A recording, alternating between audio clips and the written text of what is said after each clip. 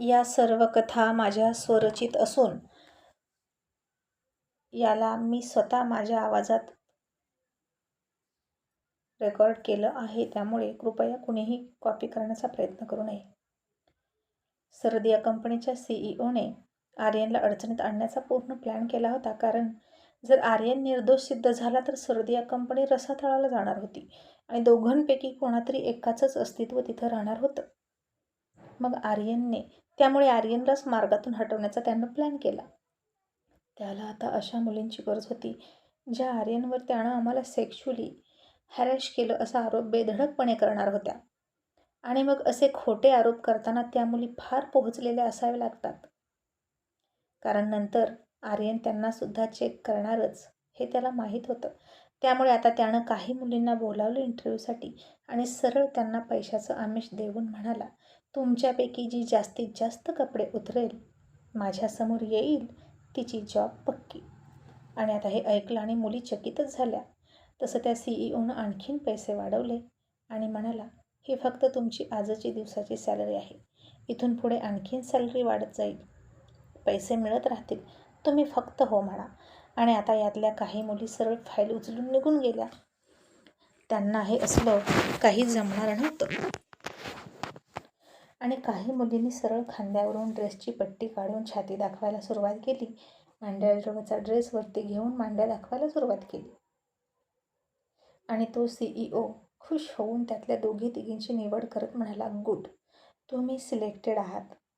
आणि आता इथून पुढे काय करायचं ते मी तुम्हाला सांगतो.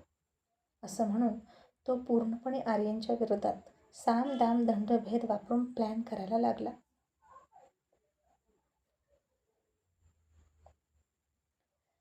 आणि आता इकडे आर्यनने सुद्धा लोणावळ्यामधल्या मुलींचे मोबाईल काढून घेतले होते आणि त्यांना जयनं दुसरे मोबाईल दिले होते.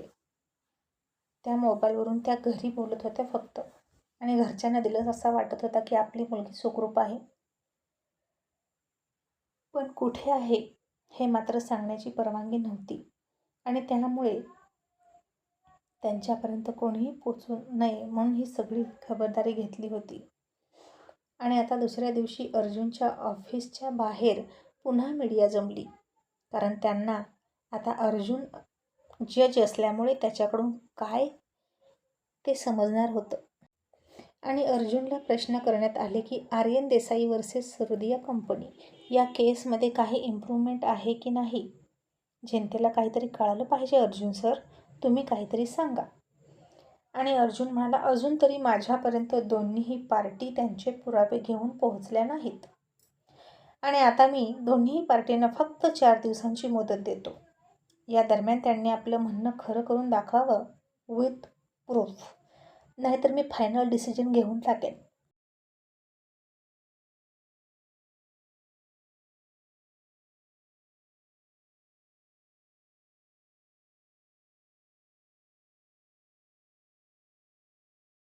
आणि आता पुन्हा मीडियावाले आणि जनता 4 दिवसांची वाट बघत राहणार होते. आणि सरोदियानं आता त्याच्या सीईओनं त्या मुलींना सगळं पढवलं आणि आर्यन देसाईनं वेळोवेळी आम्हाला लॉजवर बोलावलं, हॉटेलवर बोलवलं आणि आम्हाला धमकी देऊन मजबुरीनं शारीरिक संबंध ठेवायला भाग पाडलं असा जबाब द्यायचा असं सांगितलं. आणि त्या मुली पुन्हा रडका चेहरा करून न्यूज चॅनलच्या सेटवर गेल्या आणि त्यांनी पुन्हा आर्यन विरोधात असंच सगळं सांगितलं. आणि त्यांच्यासोबत ते सीईओ सुद्धा होता आणि तो म्हणाला, बघा, आर्यन देसाईने आमच्याकडे पुरावे मागितले होते की आणखीन अशा मुली आणून दाखवा ज्यांच्यावर मी लैंगिक अत्याचार केले. तसं हे थोडं धाडसच आहे. ते म्हणतात की कर नाही त्याला डर कशाला, पण त्याचं काय आहे ना, ते खूप आतून घाबरलेले आहेत आणि म्हणून असे बोलत आहेत. आणि त्यांनी आम्ही केलेल्या आरोपाला लगेच प्रत्युत्तर नाही दिलं. पूर्ण 24 तासाचा गॅप घेतला आणि मनाची फार तयारी केली आणि तेव्हा कुठं ते समोर आले मीडियाच्या. आणि त्यांनी इतका वेळ घेतला यावरूनच कळतं की ते दोषी आहेत. नाहीतर स्वतःवर होणारे आरोप इतके कोण सहन करत बसत नाही ना. आणि आता हे ऐकलं आणि तन्वी म्हणाली, बघ अर्जुन, मी तुला म्हणत होते की या आरोपांना लवकरात लवकर आर्यननं प्रत्युत्तर देणं गरजेचं आहे, नाहीतर त्याला दोषी ठरवलं जाईल. आणि आता सरोदिया तसंच करतोय. आणि अर्जुन म्हणाला, तनू त्याच्या बोलण्यानं काय होतंय? आता टायगर काय करेल ते बघूया.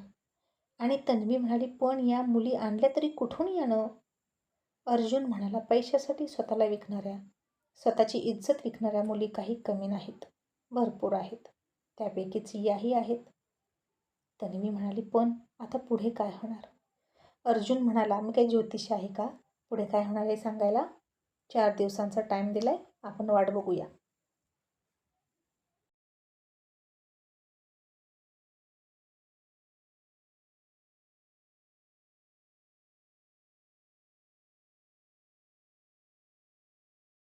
आता सरदियाच्या बोलण्यावर पुन्हा सगळेजण आर्यनला प्रश्न करायला लागले. तुम्ही सरदिया कंपनीला तर चॅलेंज केलं होतं, ते त्यांनी ॲक्सेप्ट केलं आणि त्या मुली शोधूनच काढल्या बघा. आणि आता तुम्ही उत्तर द्या. त्या मुली रडतात मीडियासमोर येऊन. याचा अर्थ हे सगळं खरं आहे. आणि आर्यनही म्हणाला, त्या मुली मला ओळखतात हे खरं असलं तरी मी त्यांना ओळखत नाही. आणि कसं आहे ना, माझा चेहरा फेमस आहे. त्यामुळे कोणीही काहीही येऊन बोलेल आणि मी मान्य करेल असं होणार नाही. माझ्यावरचे आरोप सिद्ध करण्यासाठी. आणि या मुली त्याच आहेत ज्यांचं मी शारीरिक शोषण केलं, त्यासाठी प्रूफ पाहिजे. म्हणजे मी यांना कोणत्या हॉटेलवर घेऊन गेलो, कोणत्या लॉजवर घेऊन गेलो, त्याचं CCTV फुटेज असेल किंवा रेकॉर्डमध्ये रेकॉर्ड असेल. आणि सगळ्यात महत्त्वाची गोष्ट म्हणजे मी कोणत्या कंपनीसोबत प्रोजेक्ट करत होतो आणि मी कोणत्या कंपनीकडून या मुलींची मागणी केली आणि या मुली कोणासाठी काम करतात हे मला दाखवा. आणि आता हे ऐकलं, आर्यननं सरळ सरळ पुन्हा त्यांना चॅलेंज केलं आणि सरदियाच्या पायाखालची जमीन सरकली. कारण पुन्हा आर्यननं त्याच्या हुशारीनं त्यांनाच कामाला लावलं होतं आणि तो मात्र निवांत होता. आणि ते लोक आता जास्तीत जास्त खोटे पुरावे करण्याच्या नादी लागायचे आणि आर्यन त्यांचा पिच्छा करत तेच पुरावे गोळा करायचा आणि त्यांची चूक पकडायचा. आणि त्या मूर्ख CEOला कळत नव्हतं की आपण कोणाच्या नादी लागलो. विनाशकाले विपरीत बुद्धी असंच म्हणावं लागेल, दुसरं काय. खिलाडी के खिलाडी, शातीर दिमाग, चीते की चाल और बाज की नजर. आणि असे खेळ पावलोपावली खेळणाऱ्या अर्जुनचा मुलगा होता तो. त्याचं बोट पकडून सगळी रणनीती, युद्धनीती आणि डावपेच शिकला होता आर्यन. आणि त्या आर्यनच्या नादी लागला होता हा सरदिया आणि तो CEO. आणि खरंच अर्जुन म्हणतो तसा आर्यनचा जलवा दिसायला सुरुवात झाली होती. पण कोणताही भडकपणा न करता, मारामारी न करता आर्यन हे युद्ध फक्त डोक्यानं लढत होता. आणि अर्जुनला आर्यनमध्ये हाच बदल घडवायचा होता आणि तो बदल आता दिसत होता. कारण बरीचशी युद्ध मारामारी न करता फक्त डोक्यानं जिंकली जाऊ शकतात हे अर्जुनला माहीत होतं. कारण तो खूप वेळा असंच करायचा. आणि गरम खून असणाऱ्या आर्यनला कुठंतरी हे शिकवणं गरजेचं होतं. त्याचा राग तर अर्जुनपेक्षा भयंकर होता आणि मारामारी केल्याशिवाय तो उतरत नव्हता. आणि आर्यनमध्ये सुद्धा डोक्यानं युद्ध करण्याची क्वालिटी आहे हे कधी ना कधी दिसणं खूप गरजेचं होतं. आणि मुलांना कधीतरी स्वतःच्या लढायला शिकवलं पाहिजे. स्वतः फाईट करायला शिकवलं पाहिजे. कुठपर्यंत बापाचं बोट धरून चालणार नाही का? आयुष्यात एक वेळ अशीही येते की जेव्हा स्वतःच्या लढाया स्वतः लढाव्या लागतात. आणि खरे पालक, खरे आईवडील तेच असतात जे आपल्या मुलांना अशी आयुष्याची लढाई लढण्यासाठी तयार करतात. नाहीतर उगीचच करोडो अरबो रुपयांची संपत्ती जमवून ठेवणं याला चांगले पालक म्हणत नाहीत. आणि आता इकडं तो CEO या हॉटेलमध्ये जा, त्या हॉटेलमध्ये जा, इतके पैसे देतो, खोटे रेकॉर्ड तयार करा, खोट्या सह्या घ्या असं म्हणायला लागला. पण आता कोणीही ते करायला तयार होत नव्हतं. हे सगळे पुरावे खोटे तयार करणं खूप अंगलट येणार होतं. कारण पोलीस उद्या हॉटेलमध्ये येतील, सगळे चेक करतील आणि आपण यात पडायला नकोच म्हणून कोणीही त्याची मदत करेना. शहरातले हॉटेलवाले आणि सरदिया आणि CEO आता काय करावं म्हणून वैतागले. आणि त्यांचा एक दिवस तर असाच निघून गेला. उरले फक्त 3 दिवस. आणि मग आर्यन आज खुशीतच घरी आला. रियानं त्याला गरमागरम कॉफी दिली आणि आर्यन म्हणाला, आत्तू मॉम कुठे आहे? रिया म्हणाली, परीकडे गेले आहेत. तिची चोर ओटी भरण्याचा कार्यक्रम आहे ना. मग अस्मिताचा फोन आला होता, नेहासोबत गेले आहेत आणि मी स्वीटीसाठी घरी थांबले. आणि आर्यन म्हणाला, आतू मग स्वीटीची ती चोर ओटी भरली का नाही गं? रिया म्हणाली, भरली तर, पण चोर ओटी भरताना चोराला सांगायचं नसतं, म्हणजेच तुला. आणि आर्यन हसून म्हणाला, अच्छा असं काय. मग आता दुसऱ्या दिवशीची सकाळ झाली आणि इकडे संग्रामने मधूसाठी मस्त ब्रेकफास्ट बनवला आणि तिला खोलीमध्ये घेऊन गेला. ते सगळं ती थकलेली होती, कारण तिला पिरियड आले होते आणि म्हणून संग्राम तिची सेवा करत होता. आणि ती उठली आणि त्यानं खिडकीवरचे पडदे बाजूला सरकवले. तशी सूर्याची कोवळी किरणं आतमध्ये आली आणि मधूच्या अंगावर पडली आणि तिनं लाडात येऊन उठून दोन्ही हात त्याच्या दिशेनं पसरले. तो तिला मिठीत घेऊन म्हणाला, गुड मॉर्निंग. आता कसं वाटतंय? आणि मधू म्हणाली, टू मच बेटर. आणि हे काय, तू का किचनमध्ये गेला? संग्राम म्हणाला, मधू, लग्न झाल्यापासून तू माझं टॅलेंट संपवून टाकतेस बरं का. मला करू दे ना तुझ्यासाठी काहीतरी. तू माझ्यासाठी किती केलं. आणि मधू म्हणाली, नाही, मी हे सगळं तुझ्यासाठी नाही तर माझ्यासाठी केलं. पण संग्राम, तुझ्या घरचे तुझ्यासोबत राहत नाहीत याचं तुला वाईट वाटत नाही ना? संग्राम म्हणाला, अजिबात नाही. माझ्या घरचे जर व्यवस्थित असते तर तू त्यांना अजिबात दूर घालवलं नसतं, हे मला माहीत आहे. उलट तुझ्या प्रेमाच्या ते लायकीचे नाहीत. आणि मधू, तुला माहीत आहे का, असं म्हणून त्यानं नयना किती सुधारली हे सांगितलं सगळं. आणि मधू चकित होऊन म्हणाली, काय, इतका सगळा बदल झाला तिच्यामध्ये? पण माझ्या बाबतीत तिचं मत सुधारले की नाही काय माहीत. संग्राम म्हणाला, नाही सुधारू दे, त्यानं आपल्याला काही फरक पडायला नको. उलट ती आपल्यापासून जितकी दूर राहील तितकंच बरं आहे. आणि मम्मी तर काही अजूनही अर्जुन सरांना शिव्याच घालते, दादा सांगतो ना मला. आणि आता आर्यन सरांवर असे आरोप होत आहेत तर मम्मीला छान वाटते. आणि मला ना माझ्या मम्मीचा हा स्वभाव नाही आवडत. इतर दुःखात असले की तिला आनंद होतो आणि मला लाज वाटते तिला माझी मम्मी म्हणून घेताना.